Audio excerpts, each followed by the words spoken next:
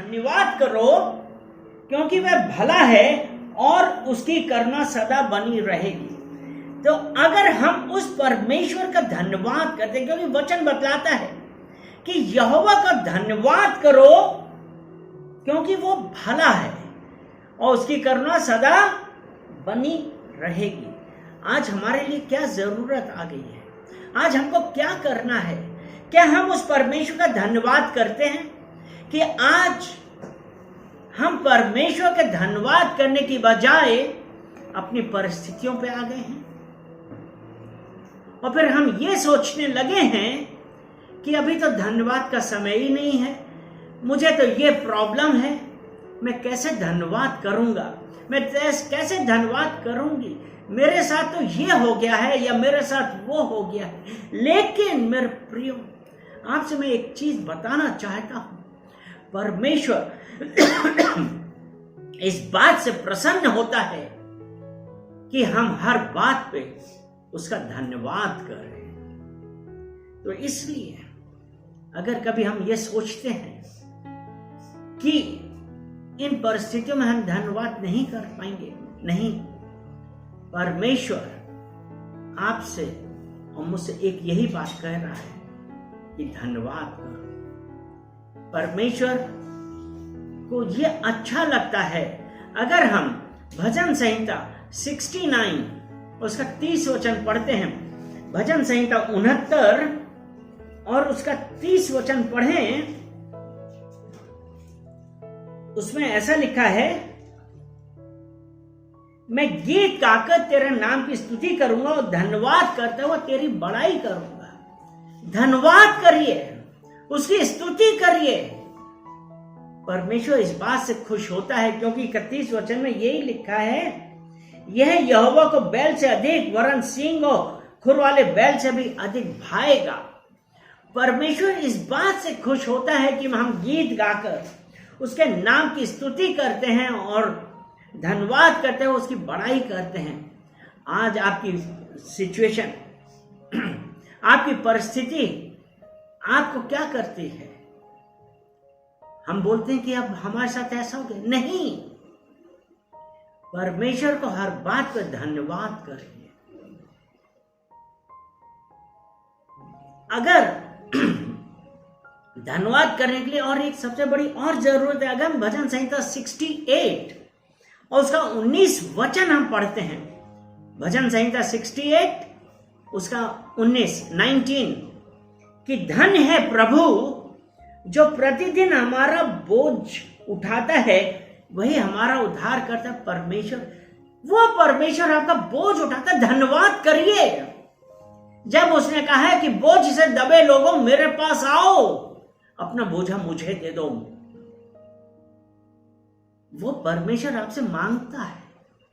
लेकिन हम क्या कर रहे हैं?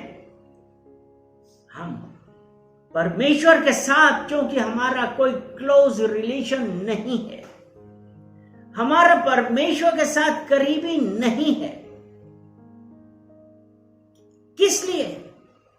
क्योंकि हम दिन प्रतिदिन की इन चिंताओं में व्यस्त हैं।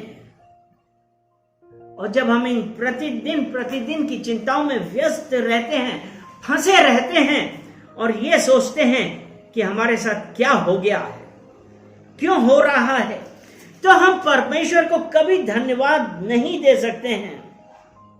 अगर हम मत्ती की पत्री, मत्ती उसका 6 अध्याय उसका 34 वचन, मैथ्यू 6 वर्स 34, उसमें ऐसा कहता है, अतः कल की चिंता ना करो क्योंकि कल का दिन अपनी चिंता आप कर लेगा। आज के लिए आज ही का दुख बहुत है। परमेश्वर के ऊपर आप निर्भर रहिए। आप ये चिंता मत करिए कि मैं क्या करूंगा क्या नहीं करूंगा। वो परमेश्वर आपसे क्या चाहता है? क्या आपने सोचा है? क्या आप परमेश्वर के करीब आए हैं? जब हम जितना परमेश्वर के करीब आते हैं, वैसे परमेश्वर हमारे करीब आता है। आमीन। अगर हम 1 यूहन्ना पहला यूहन्ना उसका 4 अध्याय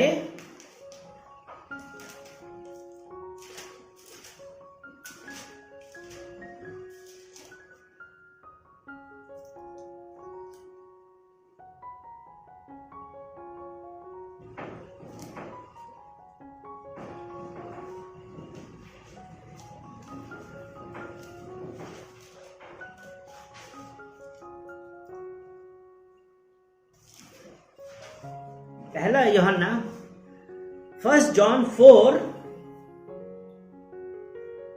और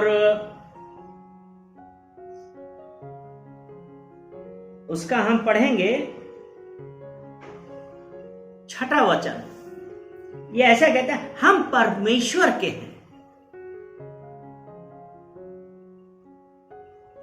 जो परमेश्वर को जानता है वह हमारी सुनता है, जो परमेश्वर को नहीं जानता वो हमारी नहीं सुनता।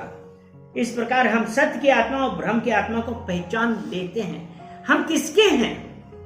हम परमेश्वर के हैं। और हम परमेश्वर के कब होते हैं? जब हम परमेश्वर के साथ एक आत्मा होते हैं। क्योंकि पहला कुरिन्थियों 6 उसका 19 वचन ये कहता है, पहला कुरिन्थियों उसका 6 और उसका 19 वचन हम देखते हैं। वो 6 उसका 17 वचन, 19 नहीं 6 का 17, उसमें ऐसा लिखा है, जो प्रभु की संगति में रहता है वह उसके साथ एक आत्मा हो जाता है। और जब हम उसके साथ एक आत्मा हो जाते हैं तभी हम कह सकते हैं कि हम परमेश्वर के हैं, है ना। और जब हम परमेश्वर के हैं तो परमेश्वर क्या करेगा? हमारी सुनेगा। लेकिन अगर हम इस संसार के हैं परमेश्वर नहीं सुनेगा। क्योंकि पहला यूहन्ना 2 का 15 में यही कहता है, ना तो तुम संसार में की और संसार से और ना संसार में की वस्तुओं से प्रेम रखो, क्योंकि जो ऐसा रखता है उसमें परमेश्वर का प्रेम नहीं होता है। तो आज हमारे लिए क्या है? हमारे लिए जरूरत इस बात की है कि हम संसार की वस्तुओं से प्रेम ना रखें। हमको क्या करना है? हमको परमेश्वर से प्रेम रखना है, क्योंकि परमेश्वर, जब हम परमेश्वर से प्रेम रखेंगे परमेश्वर हमको रास्ता दिखाएगा। इसलिए अगर हम कुलिस्सियों की पत्री उसका 3 अध्याय उसका 2 वचन पढ़ते हैं तो उसमें लिखा है, पृथ्वी पर की नहीं परंतु स्वर्गीय वस्तुओं पर ध्यान लगाओ। और जब हम अगर हम पृथ्वी पर की वस्तुओं पर ध्यान लगाते हैं, और पृथ्वी पर की वस्तुएं क्या हैं? हमारा ऐशो आराम, बड़ी बड़ी चीजें हम देखते हैं, गाड़ियां, मकान, ये सब, क्योंकि पृथ्वी पर की नहीं परंतु स्वर्गीय वस्तुओं पर ध्यान लगाओ। अगर हम उस परमेश्वर की ओर देखेंगे तो हमको पता है कि हमारी हर जरूरत पूरी करने वाला हमारा परमेश्वर है। हालेलुया। तो आज हमको पृथ्वी पर की वस्तुओं पर ध्यान कदापि नहीं लगाना है। और पृथ्वी पर की वस्तुएं क्या क्या हैं? आपने सोचा कि पृथ्वी की वस्तुएं क्या हैं?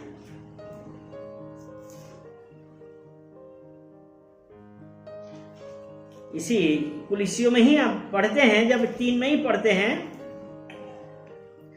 उसमें ऐसा लिखा है कि इसलिए अपने उन अंगों को मार डालो जो पृथ्वी पर हैं, व्यभिचार, अशुद्धता, दुष्कामना, बुरी लालसा और लोभ को, जो मूर्ति पूजा के बराबर, ये सब चीजें हैं। मतलब हमको दूसरी चीजें देखकर लोभ आता है, हमारे अंदर एक यही होता है, काश हमारे पास भी होता। मतलब एक लालच है और हम दूसरों की बुराई सोच रहे हैं, हमारे दिमाग में दूसरों के लिए बुराई है। तो वो परमेश्वर ये कहता है पृथ्वी पर की नहीं, क्योंकि अगर हम पृथ्वी पर की वस्तुओं पर ध्यान लगाएंगे तो इसे 3 का 6 वचन कहता है, इन्हीं के कारण परमेश्वर का प्रकोप आज्ञा ना मानने वालों पे पड़ता है।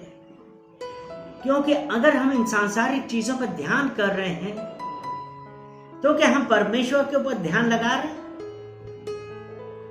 क्या हम परमेश्वर की तरफ या परमेश्वर के साथ संगति कर रहे हैं कि हम इस संसार में ही डूबे पड़े हैं? और फिर हम फटाक से ये कह देते हैं कि हो सकता है परमेश्वर की यही इच्छा या परमेश्वर नहीं चाहता। नहीं, ऐसी बात नहीं है। ये सब चीजें कहां से आती हैं? ये सब शैतान से आती है। जिस प्रकार शैतान ने उत्पत्ति 3 में हव्वा को कहा था, तुम अवश्य ही ना मरोगे, वरन तुम्हारी आंखें खुल जाएंगी, तुम्हें भले बुरे का ज्ञान होगा और तुम परमेश्वर के तुल्य होगे। वो शैतान हमारे दिमाग में इसी तरीके के विचार डालता है और इस वजह से हम परमेश्वर की ओर ध्यान लगाने की बजाय इस धरती की वस्तुओं पर ध्यान लगाते हैं और परमेश्वर से दूर हो जाते हैं। तो जरूरी है कि आज हमको क्या करना है कि आज हम जिस भी स्थिति में हैं पश्चाताप करें और सिर्फ आज हम ये कहें कि परमेश्वर, मैंने जो कुछ भी किया हम उसके लिए माफी मांगते हैं, लेकिन आज के दिन से मैं सिर्फ और सिर्फ आपकी सुनूंगा। क्योंकि इसी कुलस्सियों 3 में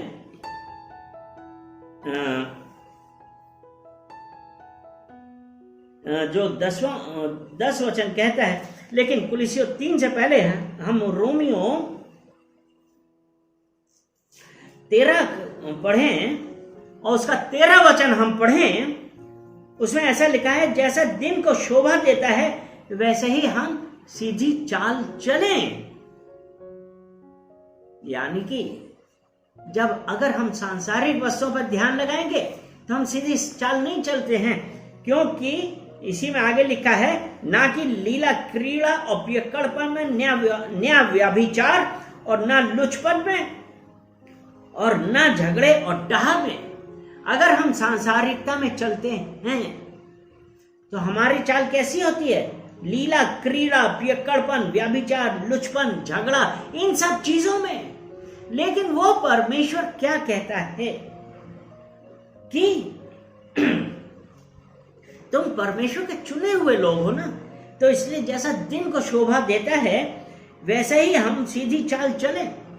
और रोमियो 13 का 14 वचन कहता है, वरन प्रभु यीशु मसीह को पहन लो और शरीर की अभिलाषाओं को पूरा करने का उपाय ना करो। प्रभु यीशु को पहन लो। अगर हम जब प्रभु यीशु में हैं, अगर हमने उस परमेश्वर को स्वीकार किया है, अपना उद्धारकर्ता माना है, तो आज हमारे लिए किस बात की जरूरत है कि हमारा जो चलना है, जैसा 13 के 13 में कहा है ना, कि जैसा दिन को शोभा देता है वैसा ही हम सीधी चाल चलें। वो परमेश्वर हमसे ये चाहता है कि हम सीधी चाल चलें। हमारे लिए जरूरी है, जब यीशु मसीह को पहन लिया है तो हम उसके जैसा बने। क्योंकि और अब कुलस्सियों 3 उसका 10 में आते हैं। जब हमने यीशु मसीह को पहन लिया है तो कुलस्सियों 3 उसका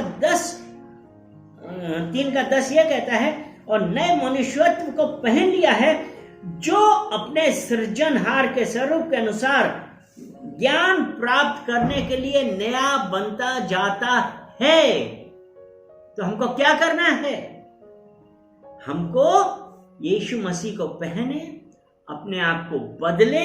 तो इसीलिए है सृजनहार के स्वरूप के अनुसार हमारा मन नया बनता जाए, और जब वो नया बनता जाएगा तब हम क्या करेंगे? तभी तो हमारे अंदर बदलाव आएगा।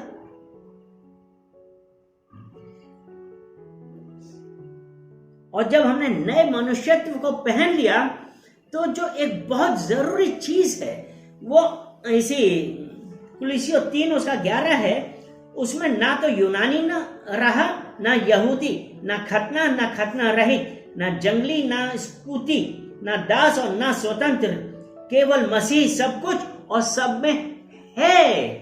आज जब हमने यीशु मसीह को स्वीकार कर लिया है तो हम इसीलिए कहते हैं ना कि हम मसीह यीशु में एक परिवार हैं।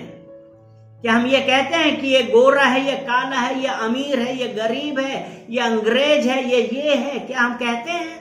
ये खतना वाला, ये खतना रहित है, क्या हम कहते हैं? नहीं, हम सब मसीह में एक देह हैं। We are one body in Christ. और हम सब ने मसीह को पहन लिया है और अब हम एक नया मनुष्यत्व आ गया जो हमारे सृजनहार के अनुसार है। हालेलुया। आज जब हम उस परमेश्वर का धन्यवाद करते हैं और उस परमेश्वर को कहते हैं कि परमेश्वर मेरी मर्जी नहीं वरन आपकी मर्जी हमारे जीवन में होने पाए, ये तभी संभव है जब हम आज उस यीशु मसीह को पहन लें। क्योंकि दूसरा कुरिन्थियों उसका 5 उसका 17 वचन, दूसरा कुरिन्थियों 5 और उसका 17 वचन ऐसे कहता है, इसलिए यदि कोई मसीही में है तो वह नई सृष्टि है। जब हमने मसीह को पहन लिया है, यानी कि अब जो मसीह में है वो नई सृष्टि है। पुरानी बातें बीत गई हैं, देखो सब बातें नई हो गई हैं। वो परमेश्वर हमसे क्या चाहता है कि जब हमने यीशु मसीह को स्वीकार किया है तो अब हमको जैसे दिन में चलते हैं, हमको वो चाल, हमको सीधी चाल चलनी चाहिए। हमको झूठ, फरेब, डहा, काम, क्रीड़ा, लालच, लालसा, इन सब से दूर होना है और हमको परमेश्वर की हाँ और ना की ना कहना है। अगर कोई चीज हमको परमेश्वर के प्रेम से दूर कर रही है तो हमको हमारे अंदर ये होना चाहिए कि नहीं, मेरे लिए परमेश्वर ही सर्वोपरि है, मेरे लिए परमेश्वर सब कुछ है, मैं उसकी आज्ञाओं पे ही चलूंगा। तुम मुझे मेरे प्रेम से, मेरे परमेश्वर से दूर नहीं कर सकते हो।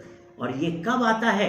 जब हम परमेश्वर के साथ एक आत्मा होते हैं और जब हम परमेश्वर को पहन लेते हैं। तो आज वो परमेश्वर हमसे यही चाहता है कि हम उस परमेश्वर के साथ हो जाए। और कुलस्सियों 3:12 कहता है, इसलिए परमेश्वर के चुने हुओं के समान जो पवित्र और प्रिय है, परमेश्वर पवित्र है और प्रिय है, बड़ी करुणा और भलाई और दीनता और नम्रता और सहनशीलता धारण करो। यानी कि हमारे अंदर पेशेंस आनी चाहिए, सहनशीलता आनी चाहिए, नम्र होना चाहिए। इसीलिए परमेश्वर का वचन कहता है ना कि जो हम्बल होगा परमेश्वर को उसको ऊपर उठाएगा जब हम दीन होंगे। लेकिन क्या हम दीन हो पाते हैं? क्या हम नम्र हो पाते हैं? क्या हमारे अंदर किसी के लिए भलाई है? क्या हमारे अंदर किसी के लिए करुणा भरी है? क्या हमने अपने आप को बदला है? लेकिन अगर जो कोई मसीह यीशु में है तो वो एक नई सृष्टि है। पुरानी बातें बीत गई हैं। हम जब पहले थे अब आप उसको छोड़िए, सिर्फ परमेश्वर के करीब आइए, परमेश्वर के साथ अपना रिलेशन बनाइए और वो देखिए परमेश्वर आपके जीवन में क्या करता है। हमारे अंदर क्या होता है जब हम परमेश्वर को कोई मौका ही नहीं देंगे। हम कब नहीं देंगे? जब हम अपने इसी पुराने ढर्रे पर रहेंगे। और जब हम अपने पुराने जीवन पर ही रहते हैं तो परमेश्वर से हमको कुछ प्राप्त नहीं होता है। ये सिर्फ इसलिए होता है कि हम अपने आप से फिरे नहीं। एज़ेकिएल की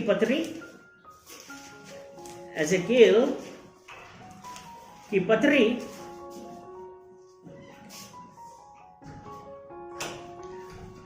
उसका 33 वचन,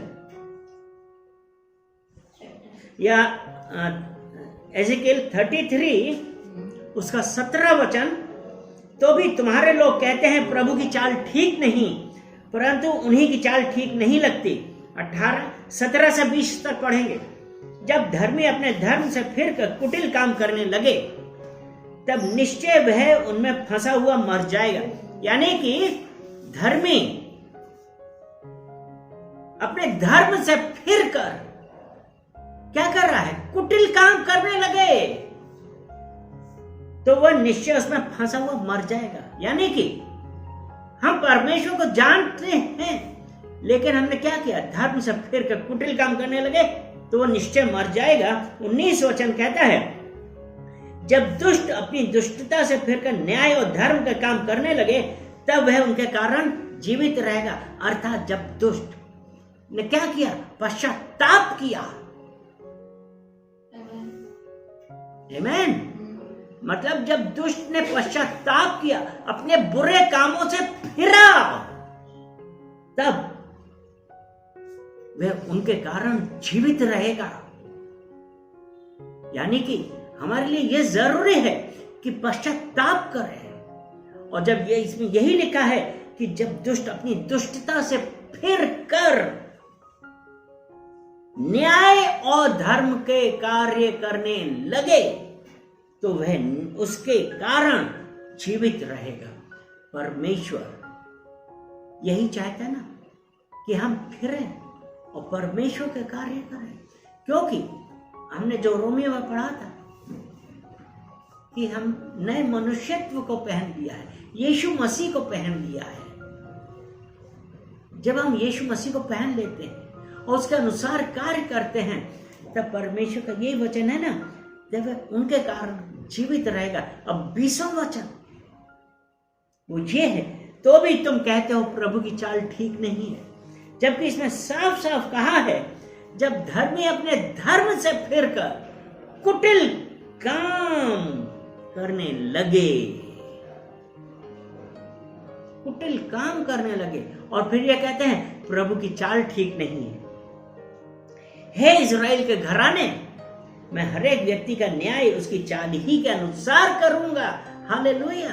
तो वो, अगर आप इसका एक वचन हम और बताते हैं, वो रोमियो में है, उसका 1 है और उसका 17 वचन, वो रोमियो 1 उसका 18 वचन ऐसा कहता है, परमेश्वर का क्रोध तो उन लोगों की सब अभक्ति और अधर्म पर स्वर्ग से प्रकट होता है जो सत्य को अधर्म से दबाए रखते हैं। और हमने इज़ेकिएल में क्या पढ़ा? उसमें 33 उसका 18 में यही पढ़ा ना, जब धर्मी अपने धर्म से फिर कर कुटिल काम करने लगे। और यहां पे क्या लिखा है कि परमेश्वर का क्रोध तो उन लोगों की सब अभक्ति और अधर्म पर स्वर्ग से प्रकट होता है जो सत्य को अधर्म से दबाए रखते हैं। तो आज हमारे लिए क्या जरूरी है कि हम अधर्म के कुटिल कामों से फिरें, पश्चाताप करें। आज जब हम पश्चाताप करेंगे, परमेश्वर हमको माफ करेगा, क्योंकि उसका वचन कहता है ना कि मैं हर एक व्यक्ति का न्याय उसकी चाल ही के अनुसार करूंगा।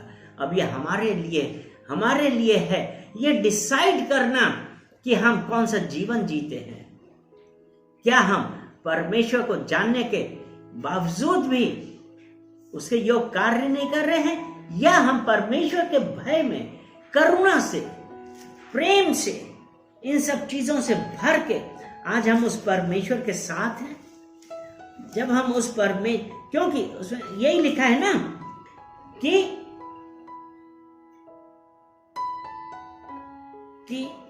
पवित्र, करुणा, भलाई, दीनता, नम्रता, सहनशीलता धारण करो। क्या ये सब चीजें हमारे अंदर हैं? अपने आप को बदलिए। परमेश्वर को जानना काफी नहीं है, परमेश्वर ने जो बतलाया है फ्रूट ऑफ द स्पिरिट, वो हमारे अंदर होना चाहिए। और जब वो हमारे अंदर है, हमारा जीवन परिवर्तित होगा। तभी हम कह सकते हैं कि जो मांगोगे वो मिलेगा। हालेलुया। तो आज हम उस परमेश्वर का धन्यवाद करेंगे। चलिए हम पश्चाताप करें और कहें कि परमेश्वर कि हमने आपको जानने के बावजूद भी आपके योग्य कार्य नहीं किया। पिता परमेश्वर आज मैं पश्चाताप करता हूँ, मैं आज पश्चाताप करती हूँ। परमेश्वर मुझे माफ करिए। मुझे पता है कि आप करुणा से प्रीत रखने वाले परमेश्वर हैं। आपने कहा है कि मैं तुम्हारे पाप सदैव याद नहीं रखता हूँ। पिता परमेश्वर मैं धन्यवाद करता हूँ। पिता परमेश्वर मैं धन्यवाद करती हूँ कि आपने मुझे माफ किया। धन्यवाद करते हैं। सारा आदर महिमा हम आपको देते हैं यीशु मसीह के नाम से, आमीन। तो आज जब हम उस परमेश्वर के साथ हैं, हमने जब नया मनुष्यत्व पहन लिया है, यीशु मसीह को पहन लिया है, विश्वास रखिए कि आगे आने वाले दिन वो आपके जीवन में नया कार्य करेंगे। हालेलुया। चलिए परमेश्वर को धन्यवाद दें और परमेश्वर से कहें कि परमेश्वर आपकी महिमा हो। आपका धन्यवाद करते हैं क्योंकि एक वचन हम और बताते हैं, यह अंतिम वचन है, यह भजन संहिता 150 से है और उसमें देखिए परमेश्वर यहोवा हमसे क्या चाहता है। अगर वैसे 150 जो हम पूरा 1 से 6 तक हम देखेंगे, भजन संहिता 150 से 6 तक परमेश्वर हमसे क्या चाहता है कि यहाँ की स्तुति करो, यहाँ की स्तुति करो, यहाँ की स्तुति करो। परमेश्वर की स्तुति करते रहिए, परमेश्वर उससे प्रसन्न होता है क्योंकि उसमें ये लिखता है कि उसके पराक्रम सामर्थ्य से भरे हुए आकाश मंडल में उसी की स्तुति करो। पराक्रम के कामों के कारण उसकी स्तुति करो, उसकी अनंत बड़ाई के अनुसार उसकी स्तुति करो। नरसिंगा फूंकते हुए उसकी स्तुति करो, सारंगी और वीणा बजाते हुए उसकी स्तुति करो, ढप बजाते और नाचते हुए उसकी स्तुति करो, तार वाले बाजे और बांसुरी बजाते हुए उसकी स्तुति करो, ऊंचे शब्द वाली झांझ बजाते हुए उसकी स्तुति करो, अनंत के महाशब्द वाली झांझ बजाते हुए उसकी स्तुति करो। जितने प्राणी हैं सबके सब यहाँ की स्तुति करें, यहाँ की स्तुति करो, यहाँ की स्तुति करो, यहाँ की स्तुति करो। और वो स्तुति सिर्फ बंद मुंह से नहीं होती है, आवाज आनी चाहिए क्योंकि यहाँ पे जितने भी यंत्र हैं और इसमें है ऊंचे शब्द वाली झांझ बजाते हुए, अर्थात जब आप चीखते हुए, उसके नाचते हुए, गाते हुए जब आप उसके चरणों में आएंगे, परमेश्वर ने कहा है कि मैं तुम्हारी आशा पूरी करूंगा। हालेलुया। चलिए परमेश्वर को धन्यवाद देते। धन्यवाद धन्यवाद धन्यवाद पिता परमेश्वर, हम आपका धन्यवाद करते हैं इन सुंदर वचनों के लिए। पिता परमेश्वर जो आज आपने हम लोगों को वचन दिए और अपने वचनों के द्वारा हम लोगों से बातें करें, और आपने एक बार फिर बताया है कि जब हमने यीशु मसीह पहन लिया है, हम अब जीवन बदल गया है। हम आपकी स्तुति करते हैं हर वक्त, हर सिचुएशन, हर परिस्थिति में। पिता परमेश्वर हम आपकी स्तुति करते हैं, आपको धन्यवाद देते हैं। पिता परमेश्वर देखने वाले, सुनने वाले प्रत्येक जन को पिता परमेश्वर मैं आपको कमिट करता हूँ। और पिता परमेश्वर प्रार्थना करते हैं, पिता परमेश्वर आप प्रत्येक जन को छुइए और पिता परमेश्वर आप अपनी मर्जी के अनुसार उनके जीवन में काम करिए, क्योंकि आपने कहा है कि आपका प्लान उनके लिए कुशल का है, हानि का नहीं। और आपने कहा है कि मैं उनकी आशा पूरी करूंगा। पिता परमेश्वर हम धन्यवाद देते हैं, हर एक जन को आपको कमिट करते हैं और कहते हैं कि पिता परमेश्वर आपकी मर्जी सबके जीवन में हमने पाई। सारा आदर महिमा हम आपको देते हैं यीशु मसीह के नाम से। आमेन, आमेन एंड आमेन। सबको जय मसीह की। हालेलुया।